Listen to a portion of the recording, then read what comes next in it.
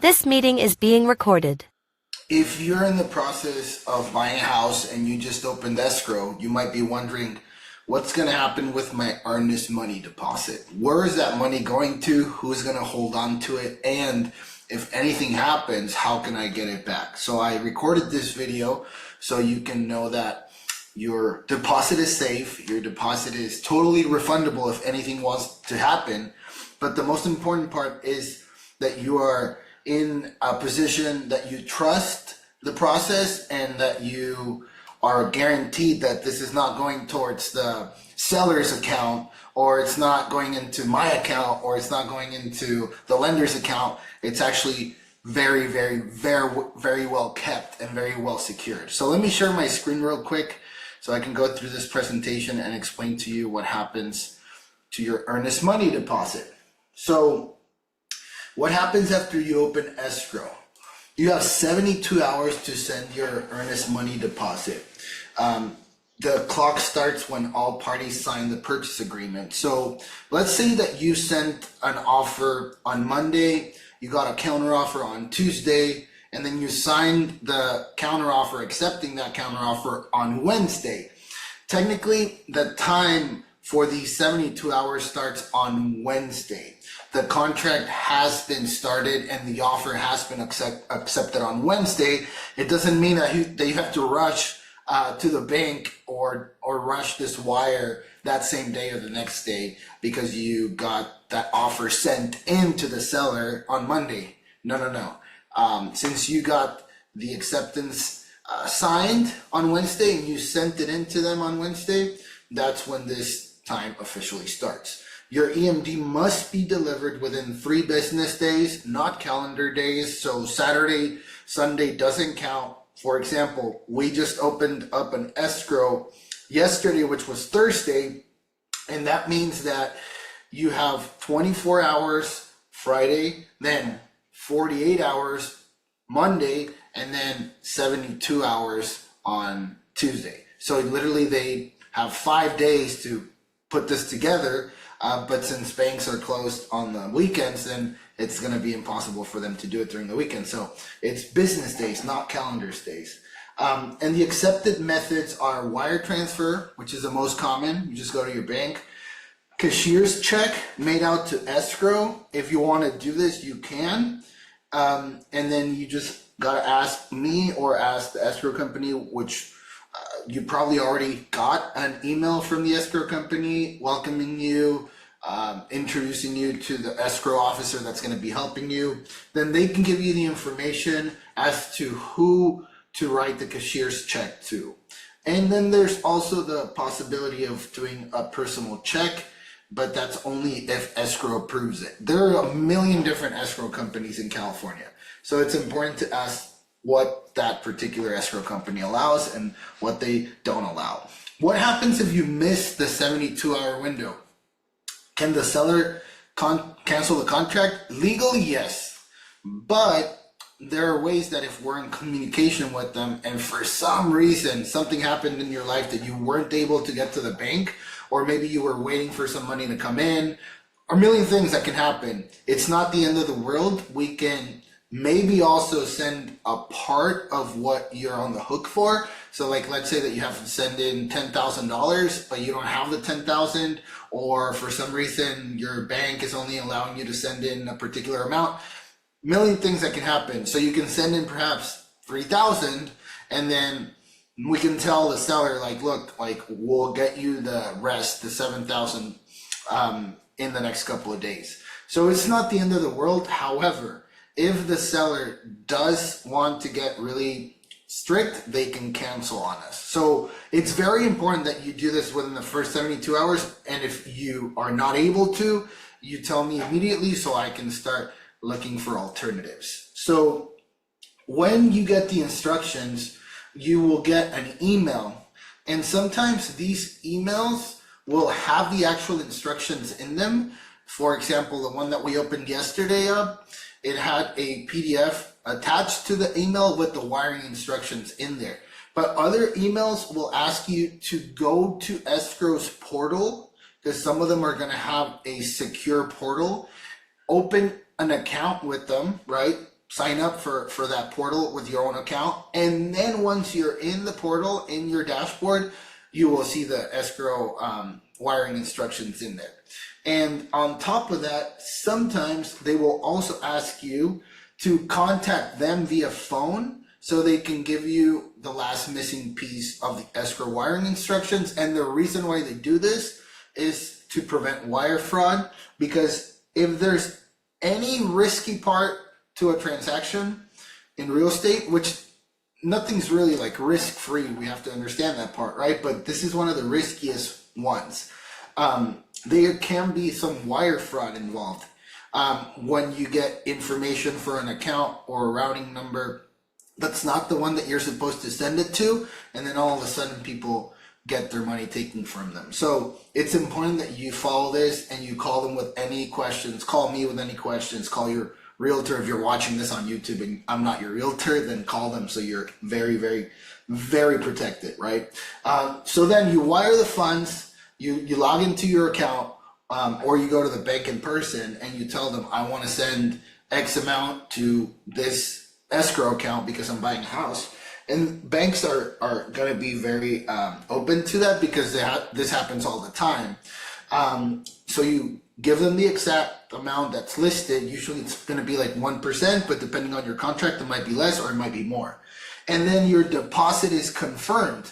When your deposit is confirmed, you're going to get an email from Escrow saying that the escrow account now has your money that you wired in. What I also recommend is that you get a receipt from your bank, and then that receipt you use it and send it to them as well, so they know that you've completed that deposit. So what happens after they receive the money, and how well is your money protected? So the contingencies. Contingency just means protection. It just means like an alternative or a different option of what you have gotten in the contract. It's a way out for the contract to be canceled, like a protection that you have. So those are the ones that are going to be protecting your deposit. As long as you're within your contingency periods, you can cancel and you can get your full deposit back. The law in California has been heavily leaning towards buyers to protect them. The first one you have is the inspection. The second one you have is the appraisal. And the third one you have is the loan. So these three protections are your three contingencies. Let's start with the first one. The first contingency is your inspection contingency. So once the inspector walks the property, let's say that we opened escrow on a Thursday, we most likely will get an inspector there by the end of the weekend, if not by Monday. Let's say that the inspector walks the property, you can cancel for any reasons. No questions asked, and you can receive your full deposit back. So there's really no risk to losing your money there. Let's take an example. Example number one, you find foundation issues. This is the scenario. Your inspector finds significant cracks in the foundation and signs of settling. Repairs are estimated at $40,000. So the inspector himself won't give you an estimate. When we do find something like that, we will get someone who is a specialist, who's a contractor for foundation, and they will give you a quote to see how much that is. So if they say it's going to be $40,000 to fix this, then the outcome is that you can submit a request for repairs, or you can cancel within your inspection period. So let's say that we said in your contract that you have a 7-day inspection period. As long as that's gonna happen within those 7 days, we can cancel. If for any reason we go past that, we can also file an extension for the inspection contingency period, which means that we just make that 7 day longer so we can get all the necessary information that we need in order to determine if you want to continue or not. So if the seller refuses to credit or fix the foundation issues in this example, you can cancel and you can get your full deposit returned. So we go through the cancellation forms, we send those to escrow, and then after cancellation, you will get your money in a check overnighted to you, probably in the next 3 to 5 business days. So your deposit is always protected. Example number 2, let's say that we find roof and electrical issues. The scenario says inspector flags a failing roof because it's at the end of its life and an outdated Federal Pacific panel flagged as a fire hazard. Then the outcome is you request the seller to replace the roof and update the panel. The seller counters with only a $2,000 credit, right? So if, for example, we notice that the roof, once we send the roofer out there, is going to be $8,000 to replace, and then the panel is going to be another $5,000 to replace, it's $13,000 that we're asking for. And so if we get $2,000 of credit, the gap is too large. So you can cancel and you can get your deposit back. If for any reason in these 2 scenarios, the seller decides that they want to repair it, or that they want to give us the credits in the sufficient amount of what the repairs are costing you, then we can continue. And if we can continue, then the contingency is removed because we came to an agreement that the repairs were going to be taken care of. But if we don't reach that agreement, you can cancel on the grounds that you had an inspection contingency in place in the contract, and since the house didn't fit your requirements and the seller's not working with you, you can cancel the contract. So the next appraisal contingency, the next contingency you have is the appraisal contingency. This is where the lender orders an appraisal to confirm the home is worth what you agreed to pay. If it comes in low, you have options. Example number 1, appraisal comes in low. Scenario is that you're buying at $750,000, but the appraisal comes in at $720,000. The lender will only loan on the appraised value. So the outcome is you ask the seller to reduce the price to $720,000. They refuse, so you invoke the appraisal contingency and cancel. You get your full deposit back, right? So in this scenario, it comes in low, $30,000 low. We can get the seller to reduce the price so you can get your deposit returned. If for any reason you want to cover that gap, you have to come out of pocket for that, and then yes, you can purchase the property. But I don't recommend you do that because there are a lot of other homes where we can find a house that will appraise at the value that you have. The example number 2 that we have here is a significant gap, no deal. The scenario says purchase price is $680,000, appraisal comes in at $640,000, a $40,000 gap. You can't or won't cover the difference, and the outcome is you negotiate. The seller agrees to $10,000 reduction, so instead of $680,000, you would get a purchase price at $670,000, but not the full $40,000. The gap is still too large for your budget, so you invoke the appraisal contingency, which allows you to walk. You can get your deposit protected and deposit back, and we just cancel. So in this situation, the $40,000 gap became a $30,000 gap, but still, that might be too much for you, or you just don't want to cover it, then that's perfectly fine. But if we, have an appraisal that comes in at value, then we can remove the contingency, and then we can continue with the next stoplight, so to speak, that we have in the contract that protects you, which is the loan contingency. So the loan contingency says that even with a pre-approval in hand, things can change. The loan contingency protects you if your financing falls through before you close. Example number 1 says there's a job loss during escrow. So the scenario says you were pre-approved with your current income. 2 weeks into escrow, you lose your job or you switch to a new employer. The outcome is the lender cannot verify stable income. The loan is denied. You invoke the loan contingency and cancel. Full deposit is returned. So, I think this is a very important part for everyone. Every single person who's buying a property, try not to get fired while you're in escrow, because it's going to make everything much more complicated, right? But if this happens, because life happens and we know that we can't control the outcomes, then you can just invoke your loan contingency and you can cancel the escrow and still get your money back. By this time, you already went through the inspection contingency, removed that. You went through the appraisal contingency, removed that, but there's still this contingency that you haven't removed. So legally, you still are entitled to your deposit if you were to cancel on the grounds that the loan didn't get approved. The example number 2 says debt to income ratio shift. Scenario: you co-signed a car loan for a family member during escrow. Your DTI, which is debt to income ratio, now exceeds the lender's guideline and they can't approve the file. So your outcome is lender issues a denial, your loan contingency is still active, you cancel the purchase, and the EMD, earnest money deposit, comes back to you.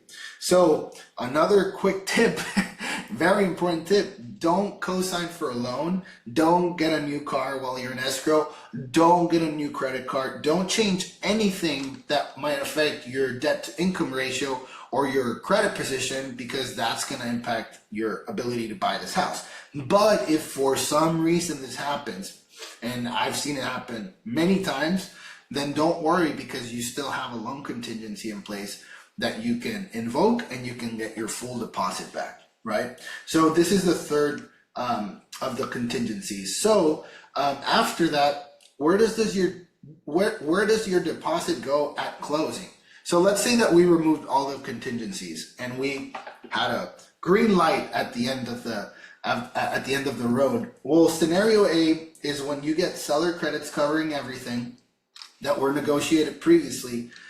Your earnest money deposit goes towards your down payment and your closing costs. So if the seller has credited enough to cover all of your closing costs, escrow will return your full deposit to you at closing. Example: you put down $15,000 earnest money deposit.